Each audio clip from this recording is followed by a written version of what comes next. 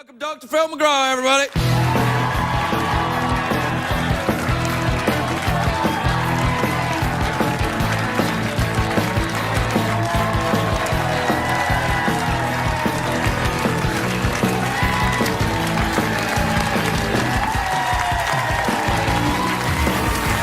Welcome, Phil, welcome. Very nice to see you. What's happening? Well, you know, I was actually just looking at your set there. That looks fantastic, that new set. Yeah, you know, we spend every summer reinventing ourselves for the next year. What can we do better to bring information to the people? And one of the things that I just felt like is we've got to react to the big stories that break in America. And we're not going to try to be the 4 o'clock news. I'm going to deal with these from the standpoint of what does it mean to the viewer. Right. I mean, if it's something, we use Virginia Tech tragedy as an example. You know, people are wondering, gosh, what's a paranoid schizophrenic? My uncle's supposedly paranoid schizophrenic. I need to be afraid of him. What do I tell my kids that are going to school? How does this affect me? That's the way we're going to be doing those stories. And anything that has an effect on the viewer and they want to know what it means, how to deal with it, what to say to their children, whatever, we're going to do that story. And you need to have a big... no, absolutely. You need to...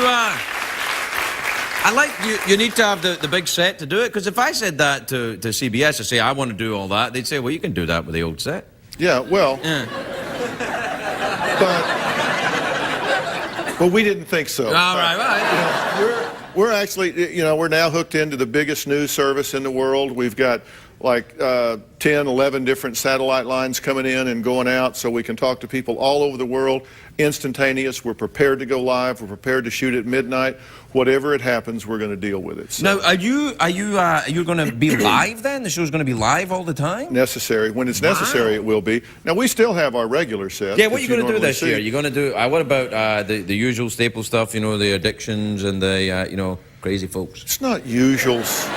It's not usual staple stuff and crazy folks. Phil, you have a lot of these crazy are folks interesting on your show. human interest stories. Yeah, and you got a lot of crazy folks there too. No, they got some crazy people there. We have some that are a little crazy, unique in the way they look at life. Yeah, no, it's good. I like the way you handle them as well. You're not dismissive of them, because sometimes I watch a show and I see the folks on it and I think, you know, they just need a smack. Well, my wife has made me promise that the last year I'm on, I'm going to move to cable and say what I'm really thinking. It'd have to be the final season. You've never lost your temper, though. I've never seen you actually lose your temper on someone, have you? No, that's because I edit the shows. No, I don't. Smart. No, I don't lose my temper about it. But I mean, I'm pretty straight with them about it. I mean, you're straight? Yeah. Don't be so disappointed. Hey, you know I know that breaks your heart. Yeah, it does actually. I kind of like. You know what I wanted to ask you about? You're a pilot, right? You do you're a private pilot. You fly around. You see. You know, because I've talked to you about this before. I'm terrified of flying. I've been taking flying lessons to try and combat my fear. How about that? Oh my God! Thanks for the warning. Yeah, I'm just saying. So you haven't soloed? I haven't soloed yet. Well, okay. Not in a plane. Yeah. You're back to the previous I'm talking about the earlier on thing now. Yeah. Okay. No, so you're actually flying like a Cessna? I'm flying like a Cessna 172. I got up there and I'm kind of... other pilots are like, oh, yeah. Well, that'll get you over your fear. But no, I've been a pilot since I was 16. Really? Do you have a little plane? Do you have a little fly around? I have a plane, yeah. Really? Yeah. And you fly it places? No, I don't. Oh, right. I have pilots that fly it. I don't fly myself anymore, but I still have my pilot's license. You do? How long did it take you a long time to get it? Because it seems to me like I've been working at this for a long time. I've got 8 hours I've been doing this. 8 hours in a plane. Yeah. How long is it going to take, man? I mean, that's outrageous to turn somebody loose in a $10,000 missile over a civilized, populated area. I can't imagine. I don't fly planes worth $10,000. Are you crazy? It took me like a month. It takes people, you got to have like 40, 50, 60 hours. Yeah, that's right. You got 8, so you're on the way, but you'll solo soon, where they just pull up, get out, and turn you loose. I'll solo tonight. Yeah? So are you going to fly tonight? No, I'll solo tonight. Thanks for that. We should go into vaudeville together. You know, do you think that's the way to combat your fears? Though you're Dr. Phil, right? I'm doing the right thing. Like, run up to your fear and look at it right in the eye. That's the way to do it, isn't it? That's one way. What's the other way? I'd rather do it the other way, because this way's terrifying. Drive. But it's the whole thing about, it's something I have to do in my life. No, listen, I think that one of the best things you can do is understand it. You get out there and fly around, you'll understand. That you get on airliners, you don't like it, but you do it, right? Oh, sure, all the time. And you are much safer in a small plane than you are on an airliner. Oh, thanks very much for that. I mean, it's true. Really? It's true. You can glide and land anywhere in one of those planes. I've done it several times. Really? Did you run out of gas? Well, sort of. Yeah. Yeah. That's a common one, isn't it? People raise I mean, the mechanical things do break, so I mean, you got to be prepared to go down in a fiery ball. What are you afraid of? What frightens you? Oh, wacky interviews. You're not frightened of anything like that. I can't imagine you'd be frightened of much. The only thing that I would have to say that I have a genuine fear of is something happening to one of my children. Well, of course, I think. I mean, that's the thing, because you feel powerless. You know, it's just terrifying. Your kids are out there, they're driving. My son Jay is a pilot, and so Is he a psychotherapist as well, your son? No. He's a lawyer. He's a lawyer. Oh, but he doesn't. Congratulations. No. You could probably retire now. No, we put him in rehab and got him. Get it done early. No, he doesn't practice law. He's actually in television. He produces, and but you worry about your kids. That's the thing where you feel powerless. And I've often said, if something happened to one of my kids, you just have to take me to the dump. I mean, I don't know. And when I have people on the show that have lost a child early. I mean, I'm just... Worst thing that can happen to a person. I mean, I have a hard time talking to them. I have a hard time discussing it. You're making a little bit of a change in the show this year, apart from the set thing. You're going to actually talk a little bit more about the celebrity culture, right? Because you haven't talked about... Because I was going to talk to you about the Britney Spears thing and, all of that, these kind of actresses and singers that are crashing and burning. Are you going to look at that? Well, we are, and I'll tell you why. Those things can seem so trivial, and it's so tabloid and so paparazzi driven. All of those things seem like, why would you spend time on that? And I'll tell you why I will spend time on it. These are the role models for our viewers' daughters, our viewers' children. They want to dress like them, act like them, wear their hair like them. They buy their movies, their music, they go to their movies. And then you see these people melt down. Again, what do you say to your kids about that? I mean, you don't want them saying, oh, look how glamorous that is. In and out of clubs every night, drunk, and it just gets more and more attention. They seem like the most popular kids in school. Right. And so people want to emulate that. Parents want to know, what do we say to our kids when the role models and icons self-destruct? So we will deal with it from that standpoint. What do you say? What do you say? Well, I think you got to redirect them. I mean, when you're looking at these, and of course the idea in Hollywood is go out and get incredibly stupid, do incredibly stupid things, and then run to rehab, and everything's okay. Yeah, that's right. Rehab's the kind of get and rehab is usually spelled S-P-A. You know, they just go into a spa, they lay around the pool for a while, get a little bit of talking therapy, and then they go back out. But the failure rate for people that go to rehab is like 85%. Yeah. That's for people that actually go to a decent rehab facility. So, I mean, alcoholism and drug addiction, it is a serious disease. It's very complex. It's resistant to treatment. It's subject to relapse. So we haven't seen the end of this. But, you see things where, like Lane Garrison, where somebody actually gets killed. And I just have to tell you, when I look at Brittany and Lindsay and all these people doing this stuff, I'm sorry, it just ain't cute anymore. No, I totally agree with you. I don't think it's cute anymore. I'm sick to death of it. And I think they need to shut up, sit down, stay home. I think stay home would be a good one. Stay home would be a good one. Phil, I always feel when you're on the show, we just don't have enough time. Will you come back sooner the next time? We never have enough time when you're here. We're out of time again. I don't know. Oh, let's go up in an airplane togetger. Yeah, we could do that. Yeah. Long as I'm the one with my hands on the control. That's right. Dr. Phil, everybody. We'll be right back. Thanks so much. My first guest tonight. Let's play a game and see if you can guess who my first guest is tonight. He's the host of the daytime show Dr. Phil. It's now in its 11th season. That's right, everyone. Dr. Phil McGraw, everybody. Phil McGraw.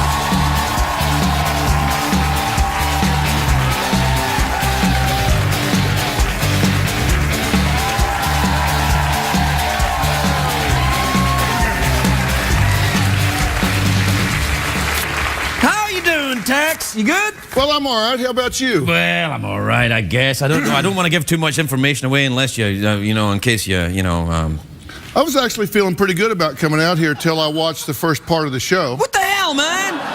What are you talking about? It's great. Well, you basically said you don't have to be to get on here. Did I hear that right? Yeah, we'll cut that bit out, though, Doc. That's not a bit that we want. It's just what I was trying to make the folks at home feel like it was like your show. That if you got a problem, you can come on the show and discuss it. Yeah. And all of these people over here, they were at my show this afternoon. No! Is that true? What the hell? Yeah. We sent them to lunch. Why you sent them to? Man, you're ruining everything. I know. Oh, and the rest of y'all? We sent them to lunch, so we sent the entire audience with them. I just wanted to say. Yeah. Go ahead and applaud, because you ain't going to lunch. How you doing? What you got on the show this year? Anything exciting? Nah. Nah, good. Thank goodness for that. Well, yeah, I mean, but you do bring the people in and you actually do the work with them on the stage. We do. We ask them questions about what's going on in their life to figure it out. Like, I've got a couple of questions for you, actually. All right. This is really interesting to me. Now, you've lost a lot of weight. I have, You feel good? Yeah, I do. Yeah, I feel a little better. You look great, Thank you very much indeed. You want to make out? Breaks my jaw. Yeah. Breaks my jaw to say that, Yeah, but you really do look come on good. now. But you're like 50. I'm 50. Yeah. I like to think I'm like 35, but I'm actually 50. Yeah. And you've got a 20-month-old baby. How does that work? Well, when a man loves a lady...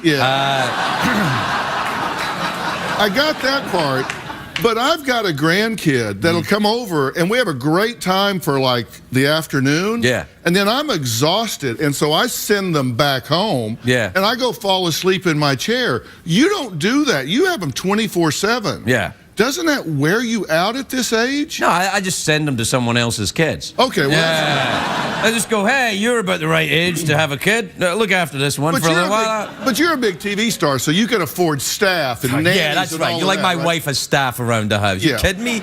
You want to see the staff in my house? Hey, hi. Doesn't it wear you out? How do you get all this energy? You come out here and you're like totally frenetic. Well, I'm needy. You're like one half of a bipolar. You're always manic. Yeah, but, the truth is I look after myself. I eat my vegetables and I practice self-love. There's not enough. There is not that much broccoli. Yeah. The thing is, I had my kids later on because I was so crazy when I was younger that it would have been a very bad idea. As opposed to now. Oh no, this is me. This is my Cronkite. This is years. Your mellow. This is your mellow. Yeah. This is mellow, Craig. Yeah. Gee, yeah. When I was drinking, it was didn't you have a time when you were like really crazy, Dr. Phil? When you were just like crazy Phil? Compared to this, to you. What the hell, man? I dance with my horse. I dance with my network executive. I talk to my gay robot skeleton. Yeah, but you know.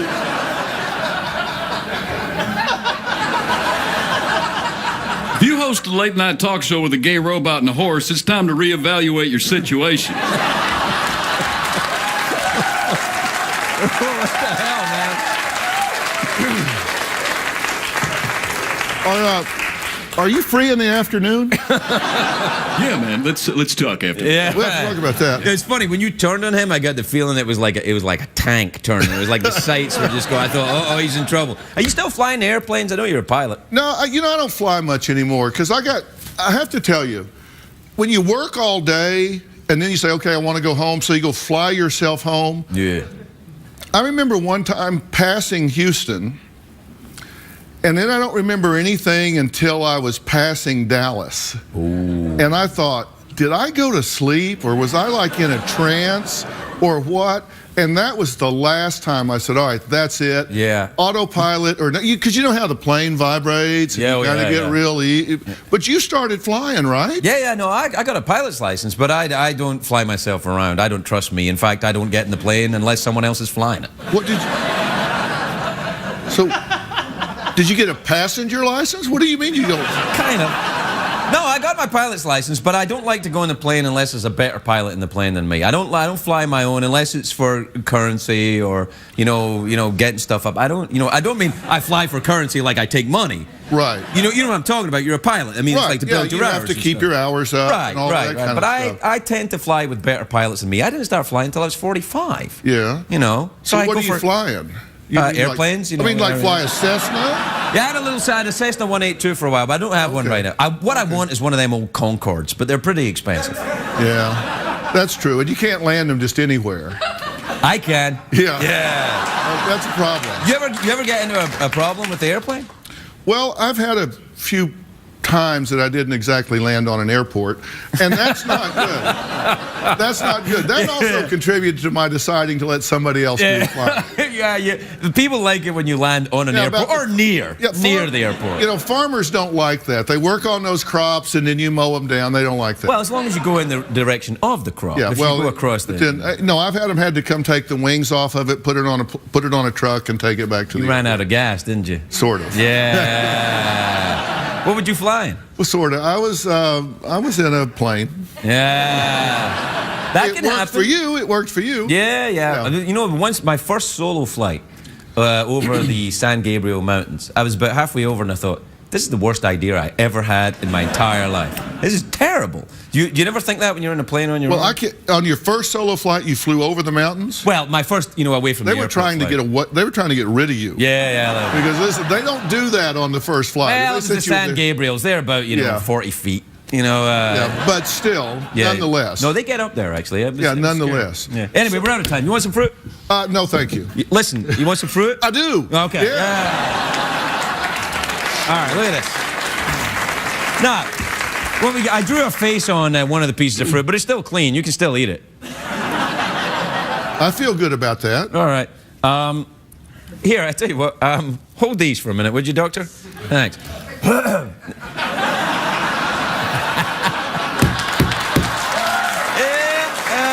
you go.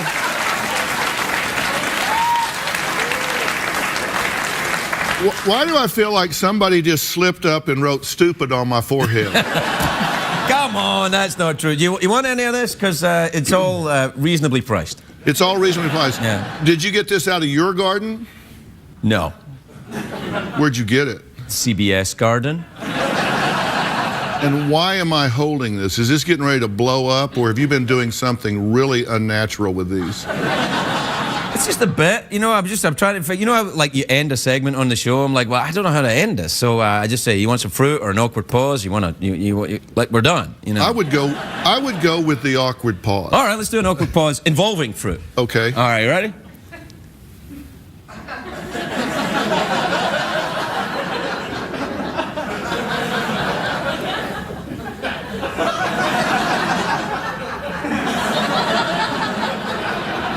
McGraw, everybody, we'll be right back.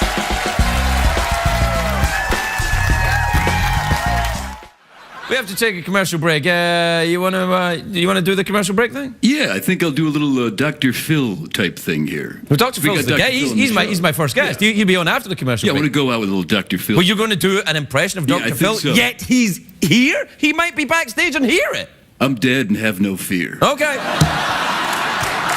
All right, well, then, go do the thing. Go to the...